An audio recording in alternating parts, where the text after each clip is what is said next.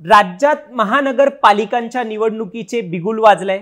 अन्य स्थानिक स्वराज्य संस्थांच्या निवडणुका देखील लवकरच जाहीर होतील। मात्र आज एक महत्त्वाची घडामोड कोर्टात घडली आहे। सर्वोच्च न्यायालयात आज शिवसेना पक्ष आणि धनुष्यबाण चिन्हाची सुनावणी पार पडली आहे।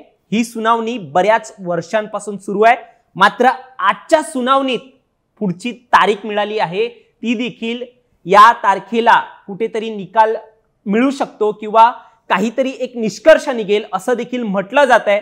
मला माहिती आहे तुम्ही देखील उत्सुक आहात या सुनावणी दरम्यान नेमकं काय घडलंय हे जाणून घेण्यासाठी। सुनावणी अगोदर शिंदेंची शिवसेना आणि ठाकरेंची शिवसेना काय भूमिका घेऊन होते, त्यांनी आज न्यायालयात स्वतःला कसं डिफेंड केलंय, धनुष्यबाण कुणाचा, या सुप्रीम सुनावणी दरम्यान काय काय घडलंय सगळं आपण या व्हिडिओच्या माध्यमातून जाणून घेणार आहोत।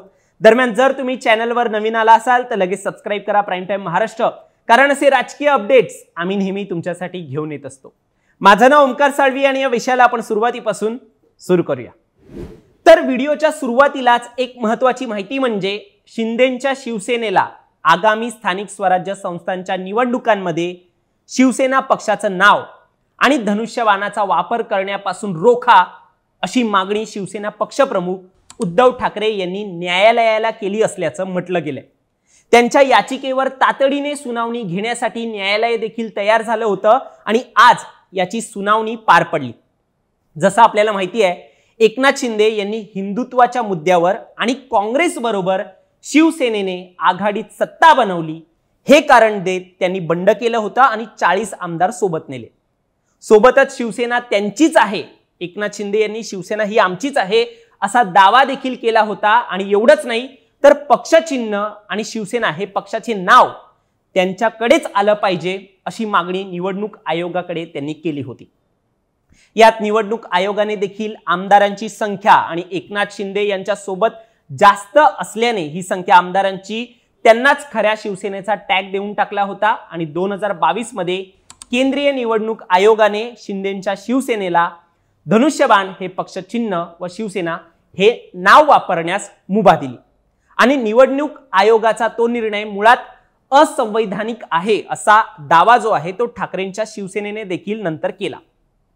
मात्र तरी देखील लोकसभा आणि विधानसभेच्या वेळी निवडणूक चिन्ह हे न गोठवता ते एकनाथ शिंदे यांच्या शिवसेनेला दिलं गेलं आणि त्याचनुसार मशाल चिन्ह उद्धव ठाकरेंच्या शिवसेनेला देत मशाल विरुद्ध शिवसेना अशी लढत जी आहे, मशाल विरुद्ध शिंदेंची शिवसेना त्यामध्ये धनुष्यबाण त्यांना होता, अशी जी लढत आहे ती आपण दोन्ही निवडणुकीत म्हणजे लोकसभा आणि विधानसभा या दोन्ही निवडणुकीत पाहिली आहे। या दोन निवडणुकांपैकी शिंदेंच्या तुलनेत फक्त लोकसभेत ठाकरेंच्या शिवसेनेला चांगलं यश मिळालं, मात्र एकनाथ शिंदे यांना विधानसभेत चांगलं यश मिळालं। आता आगामी स्थानिक स्वराज्य संस्थांच्या निवडणुकांमध्ये तरी एकनाथ शिंदे यांना शिवसेना पक्षाचे नाव व धनुष्यबाण चिन्ह वापरण्यास मनाई करा अशी मागणी पुन्हा एकदा जी आहे ती या सुनावणी दरम्यान केली जाणार होती असं सांगण्यात आलेलं। सामनामध्ये देखील अशी बातमी होती की आम्ही ही मागणी मुख्यतः करणार आहे। आत्ताच्या घडीला मिळालेल्या माहितीनुसार केंद्रीय निवडणूक आयोगाने 2022 मध्ये शिंदे गटाला धनुष्यबाण व शिवसेना हे नाव वापरण्याबाबत दिलेला निर्णय असंवैधानिक असून तो रद्द करावा अशी मागणी देखील शिवसेनेने नवीन अर्जाद्वारे केली होती आणि त्यावरतीच आज सगळी जी सुनावणी आहे ती पार पडत होती। पण आपण या विषयाला हात लावण्यापूर्वी, पुढचं जे सुनावणीचं सांगण्यापूर्वी आपण थोडं पास्ट मध्ये जाऊया, भूतकाळामध्ये जाऊया। 8 ऑक्टोबर 2022 रोजी निवडणूक आयोगाने मूळ शिवसेना आणि शिंदे गटाला 3 पक्षचिन्ह सुचवायला सांगितले होते। या पक्षचिन्हाबाबत जेव्हा हे सगळं घडत होतं तेव्हा 3 पक्षचिन्ह तुम्ही आम्हाला सांगा असं एक निवडणूक आयोगाने सांगितलं होतं। त्यावेळी शिंदे गटाने स्वतःसाठी शिवसेना बाळासाहेब ठाकरे हे नाव सुचवलं पक्षाचं नाव, ते आयोगाने त्यावेळी नाकारलं आणि बाळासाहेबांची शिवसेना हे नाव त्यांना दिलं एकनाथ शिंदे यांना। नंतर शिंदे गटाने स्वतःच्या गटासाठी त्रिशूळ, गदा आणि उगवता सूर्य या 3 पैकी एक चिन्ह आम्हाला मिळालं पाहिजे अशी मागणी केली। त्यावर आयोगाने त्रिशूल व गदा हे धार्मिक चिन्ह असल्याने आणि उगवता सूर्य हे एका दुसऱ्या पक्षाचे चिन्ह असल्याने ते देखील नाकारलं होतं। नंतर 11 ऑक्टोबर 2022 रोजी शिंदे गटाने सूर्य व ढाल तलवार असे चिन्ह स्वतःसाठी सुचवले। सूर्य आणि ढाल तलवार असे जे चिन्ह आहेत, दोन चिन्ह आहेत, ते स्वतःसाठी सुचवले। त्यावर आयोगाने शिंदे गटाला ढाल तलवार जी आहे ते चिन्ह दिलं।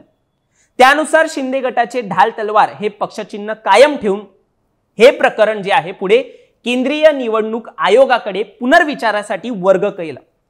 त्यात म्हटलं गेले की आयोगाचा अंतिम निर्णय होईपर्यंत हिंदू हृदय सम्राट शिवसेना प्रमुख बाळासाहेब ठाकरे यांनी प्रस्थापित केलेले पक्षचिन्ह कुणीच वापरलं नाही पाहिजे। म्हणजे जे ढाल चिन्ह आहे ते शिंदे गटाने वापरावा, आम्ही मशाल वापरू। मात्र हे जे पक्ष जे पूर्वीपासून एक प्रस्थापित झालं होतं की हिंदू हृदय सम्राट शिवसेना प्रमुख बाळासाहेब ठाकरे यांची शिवसेना आणि धनुष्यबाण हे कुणीच वापरू नये याबाबत निर्देश देण्याची विनंती जी आहे ती शिवसेनेतर्फे करण्यात आली होती। पण इकडे एक मोठा ट्विस्ट आला। सिम्बॉल रूल्स नुसार केंद्रीय निवडणूक आयोगाला पक्षचिन्हाबाबतच्या वादावर निर्णय देण्याचे अधिकार असल्याचं एक म्हटलं गेलं आणि शिवसेना हा पक्ष शिंदे गटाला देण्याचा निवडणूक आयोगाकडून निर्णय घेण्यात आला। या संपूर्ण प्रकरणात शिवसेनेचे वकील संविधान विश्लेषक असीम सरोदे म्हणाले, तत्कालीन राज्यपाल, विधानसभा अध्यक्ष आणि निवडणूक आयोग यांनी एकत्र येऊन बाळासाहेबांच्या मूळ शिवसेनेची ही फसवणूक केली आहे असा दावा जो आहे तो सरोदे यांनी केला।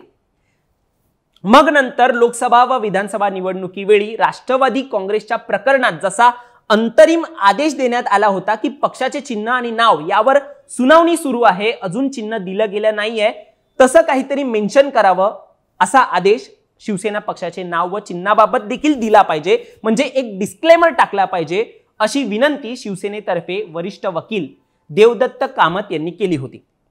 आता या सगळ्यात बराच काळ ओलांडला आहे, त्यामुळे यावेळी चिन्हच गोठवलं पाहिजे अशी मागणी जी आहे ती ठाकरेंची शिवसेना अग्रेसर घेऊन जी आहे ती न्यायालयात अग्रेसररित्या आली होती समोर। आजची सुनावणी पार पडण्या अगोदर, आता मी पासचं सगळं सांगितलंय, आजची सुनावणीवरती होतोय, ती पार पडण्या अगोदर सुप्रीम कोर्टात एकूणच ठाकरेंच्या शिवसेनेकडून लेखी सबमिशन दाखल करण्यात आलं होतं। कोर्टाचा निर्णय येईपर्यंत धनुष्यबाण चिन्ह गोठवण्याची ठाकरेंकडून मागणी करण्यात आली। यासाठी ठाकरेंनी त्यांच्या वकिलांची काल दिल्लीत देखील बैठक घेतली आणि यावर त्या बैठकीतच रणनीती आखण्यात आली। एकनाथ शिंदे यांनी देखील दिल्लीमध्ये जाऊन बैठक घेतली होती। मध्ये बातमी देखील आली की त्याच वेळी ते अमित शाह यांना देखील भेटले होते। तर अशा प्रकारे दोघांनी देखील दिल्लीमध्ये जी आहे ती वकिलांसोबत बैठक घेतलेली आहे आणि निवडणूक आयोगाचा निर्णय रद्द केला पाहिजे असं देखील ठाकरेंकडून, त्यांच्या वकिलांकडून अर्ज जो आहे तो ठाकरेंच्या शिवसेनेकडून सुप्रीम कोर्टात करण्यात आलाय।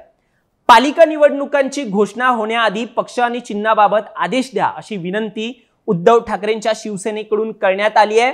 पुढे राष्ट्रवादी काँग्रेसच्या प्रकरणामध्ये सुप्रीम कोर्टाने पक्षाचा चिन्ह वापरताना ज्या नियम आणि अटी घालून दिल्या होत्या त्याच नियम आणि अटी कोर्टाने दिल्या पाहिजे पुन्हा त्यांच्या पक्षचिन्हाबाबत आणि त्यांच्या नावाबाबत, पक्षाच्या नावाबाबत अशी जी मागणी आहे ती उद्धव ठाकरे यांच्या गटाकडून सध्या करण्यात येते। आतापर्यंत मी तुम्हाला काय मागणी होती, काय उद्धव ठाकरे यांच्या पक्षाच्या अपेक्षा होत्या, त्या सगळ्या मी तुम्हाला सांगितल्या। मात्र आज जी सुनावणी झाली आहे त्यात काय घडलंय हे आता मी तुम्हाला सांगणार आहे। त्यामुळे तुम्ही नक्कीच उत्सुक आहात। अजूनही तुम्ही चॅनल जर सबस्क्राइब केलं नसेल तर नक्की करा, कारण आज जी सुनावणी पार पडली त्याच्याबद्दल मी सांगणारच आहे।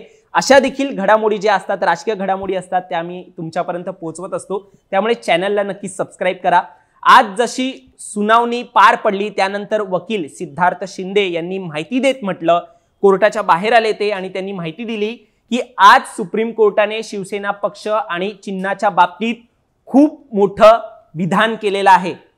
कोर्ट म्हणाले आता हे अर्ज दाखल करणं वगैरे आपण बंद करा, आपण हे जे प्रकरण जे 2 वर्षांपासून प्रलंबित आहे त्याचा निकाल किंवा त्याची मुख्य सुनावणी आपण ऑगस्ट मध्ये घेऊ। हो, अगदी बरोबर ऐकलं, ऑगस्ट मध्ये ही जी सुनावणी आहे ती आता घेतली जाणार आहे आणि सप्टेंबर, ऑक्टोबर किंवा नोव्हेंबर मध्ये याचा निकाल येण्याची शक्यता देखील त्यांनी वर्तवली। उद्धव ठाकरे यांच्यासाठी हा निर्णय अगदी दिलासादायक आहे, कारण एक ठळक वक्तव्य सुप्रीम कोर्टाने आज केलं ते म्हणजे त्यांनीच स्पष्ट सांगितलं की आता 2 वर्ष झालेले आहेत आणि आम्हाला या प्रकरणाचा सोक्षमोक्ष लावायचा आहे। आता ऑगस्टमध्ये आपल्याला समजेल सुनावणी दरम्यान की पक्ष आणि चिन्ह हा एकनाथ शिंदे बरोबरच राहतं की ते परत उद्धव ठाकरेंना दिलं जाईल। या सुनावणी दरम्यान मुकुल रोहतगी आणि नीरज किशन कौल हे एकनाथ शिंदेच्या वतीने वकिली करत होते आणि रोहित शर्मा आणि कपिल सिब्बल हे वरिष्ठ वकील जे आहेत ते ठाकरेंच्या वतीने कोर्टात वकिली करत होते। आता नक्कीच उद्धव ठाकरे यांना हा मोठा दिलासा आहे। कोर्टाने 1 महिना जो आहे तो स्पष्ट सांगितलाय की या महिन्यात निकाल लागून जाईल आणि जर दरम्यान इलेक्शन आले तर आत्ताची जी परिस्थिती आहे तीच परिस्थिती निकालापर्यंत कायम राहणार आहे। म्हणजे उद्धव ठाकरेंना मशाल मिळेल आणि एकनाथ शिंदे यांची शिवसेना धनुष्यबाणावरतीच स्थानिक स्वराज्य संस्थांच्या ज्या निवडणुका आहेत त्या लढतील। ऑक्टोबर नोव्हेंबर मध्ये ही जी निवडणूक होण्याची शक्यता आहे, त्यामुळे यावरती सुनावणी जी पार पडली आहे त्यानुसार आता उद्धव ठाकरेंचा पूर्ण प्रयत्न असणार आहे की ऑगस्टमध्येच याची सुनावणी व्हायला पाहिजे, जेणेकरून स्थानिक स्वराज्य संस्थांच्या निवडणुकांसाठी ठाकरेंना याचा फायदा होईल। दरम्यान आज काय काय महत्त्वपूर्ण घडलेलं आहे त्या सगळ्या अपडेट्स मी तुमच्यापर्यंत पोहोचवल्या आहेत। अजून काही जर यामध्ये नवीन अपडेट्स आली तर ती देखील आम्ही तुम्हाला सांगू। दरम्यान चॅनलवर नवीन आला असाल तर लगेच सबस्क्राइब करा प्राईम टाइम महाराष्ट्र, कारण असे अपडेट्स तुमच्यापर्यंत आम्ही नेहमी पोहोचवणार आहे। धन्यवाद।